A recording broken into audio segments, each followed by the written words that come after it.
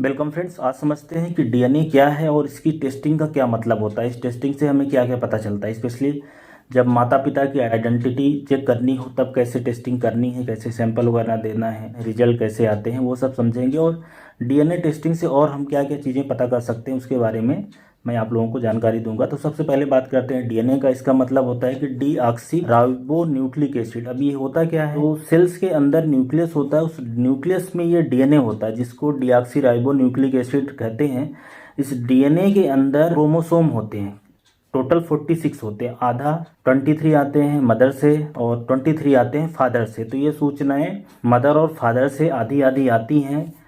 इन chromosome के अंदर फिर जीन होते हैं। अब जीन क्या है, जीन इस तरह की सूचनाएं हैं कि इस व्यक्ति के अंदर इसका कैरेक्टर कैसे होने वाला है, मतलब इसकी लंबाई कितनी होने वाली है, इसके बालों का कलर कैसा होने वाला है, या इसके किसी बीमारी के होने की क्या संभावनाएं हैं, इसका बिहेवियर कैसा रहेगा, ये पढ़ने में कैसा रहेगा, उसको डायबिटीज होने का क्या चांस है, या थायराइड होने का क्या चांस है, शुगर की बीमारी होने का क्या चांस है।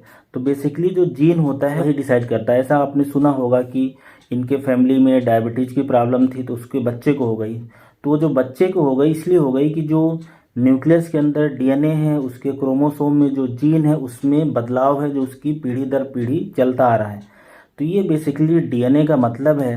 तो इससे हम क्या पता कर सकते हैं, क्योंकि हमने देख लिया कि ये सूचनाएं हैं जो एक पीढ़ी से दूसरी पीढ़ी तक इस जीन के या इस डीएनए के माध्यम से जाती हैं। तो अगर हम इसकी स्टडी कर लें तो इससे तो एक तो हमें ये पता चल जाएगा कि इस व्यक्ति का माता पिता कौन है, जैसा अमूमन होता है, जैसा हम लोग टीवी में या फिल्मों में देखते हैं, राइट। उसमें असली माता पिता की पहचान करने में अपराधियों की पहचान करना हो कि कौन सा व्यक्ति है अपराध करके चला गया है। और इसके अलावा जो आजकल बहुत पॉपुलर हो रहा है ये डीएनए टेस्टिंग, किसी इंडिविजुअल के अंदर कोई बीमारी होने की कितना रिस्क है हम इसको जान सकते हैं आसानी से।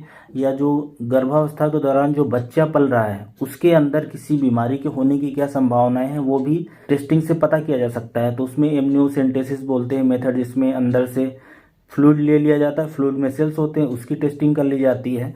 तो इसका बहुत सारा फ्यूचर में स्कोप है, राइट।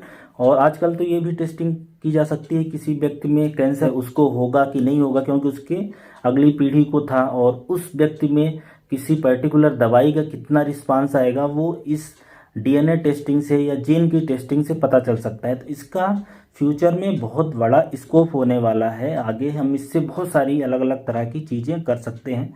अब हम पर्टिकुलर बात करें कि जो अपराधियों को पकड़ने में या माता पिता की ओरिजिनल टेस्टिंग में इसका यही रोल होता है कि चूंकि जो सूचनाएं हैं किसी एक व्यक्ति में आधा मदर से आती हैं और आधा फादर से आती हैं, अगर उसकी टेस्टिंग हम कर लेते हैं तो उससे पता चल जाएगा कि ये व्यक्ति किसकी संतान है, इसके माता पिता कौन है, राइट।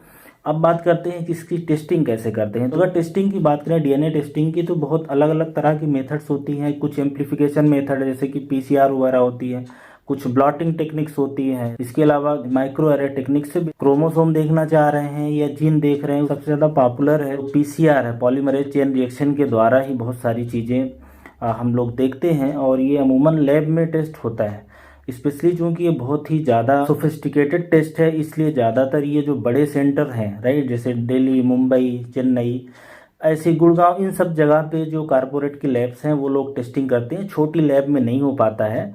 और इसके लिए जो सैंपल चाहिए, अगर सैंपल की मैं बात करूं तो जैसा कि मैंने बताया कि ये सेल्स के अंदर न्यूक्लियस होता है, न्यूक्लियस में डीएनए होता है। तो बेसिकली हमें किसी भी व्यक्ति के ऐसे सेल्स चाहिए जिसमें न्यूक्लियस हो। तो जैसे जब हम बीमारियों की टेस्टिंग करते हैं, राइट, जैसे किसी व्यक्ति को मान लो कि कोई कैंसर होने का कितना चांस है, या ब्लड कैंसर की टेस्टिंग है, या कहीं और की टेस्टिंग करना हो, उसका जीन में क्या म्यूटेशन है, वो देखने के लिए अमूमन ब्लड सैंपल से काम हो जाता है। कुछ केसेस में जहाँ पे अगर कहीं कोई गठान है, ट्यूमर है, ग्रोथ है, वहाँ से भी कई बार लेने की ज़रूरत होती है, सैंपल लेने की ज़रूरत होती है कि एक्चुअली में उस पर्टिकुलर सेल्स में किस तरह के बदलाव हो गए हैं। और जब जेनेटिक टेस्टिंग करनी होती है माता पिता की पहचान करने के लिए अपराधियों के केस में, उन सब में के अंदर की सेल्स हैं वो निकालना होता है कि मुंह के अंदर से वो सेल्स ले लिए जाते हैं। उस सेल्स के अंदर चूंकि न्यूक्लियस होता है, उसमें डीएनए होता है, तो वहाँ से पता चल जाता है। अब इसमें प्रिपरेशन की बात करें तो अलग से कोई खास प्रिपरेशन की ज़रूरत नहीं है, कोई फास्टिंग का सैंपल देने की ज़रूरत नहीं है, ये कभी भी दिया जा सकता है। और रिपोर्टिंग अमूमन 5 to 7 डेज में ज़्यादातर लैब वाले कर देते हैं। और अगर इसकी प्राइसिंग की बात करें तो अगर किसी डिजीज की अगर हम जैसे टेस्टिंग को देखते हैं, मान लो कि जैसे कोई जीन हमें आइडेंटिफाई करना है, किसमें म्यूटेशन कैसा है, ट्रांसलोकेशन कैसा है। जो जीन्स होते हैं एक्चुअली, जो क्रोमोसोम के अंदर जीन होते हैं वो न्यूक्लियोटाइड के सीक्वेंस होते हैं।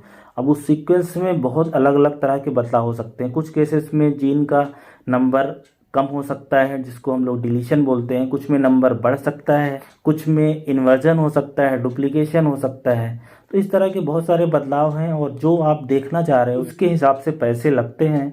तो ये 1000 से लेके 5000, 10,000, 20,000 तक हो सकते हैं कि कितने नंबर आप जीन टेस्टिंग करना चाह रहे हैं। जो फादर और चाइल्ड है उसके बीच में अगर संबंध देखना हो कि ये इसी का बच्चा है कि नहीं, उसकी जो टेस्टिंग अमूमन वो 1500 से लेके 1700 के बीच में हो जाती है। और डीएनए टेस्टिंग से ये भी हम पता कर सकते हैं कि ये व्यक्ति किस ओरिजिन का है, इसके एक्चुअली में जो एंसेस्टर्स हैं वो कहाँ से आए हैं, कैसे आए हैं, ये सब की भी टेस्टिंग करी जा सकती है। क्योंकि जैसा कि मैंने बोला कि इसमें जो सूचनाएं होती हैं डीएनए के माध्यम से ही जाती हैं एक पीढ़ी से दूसरी पीढ़ी।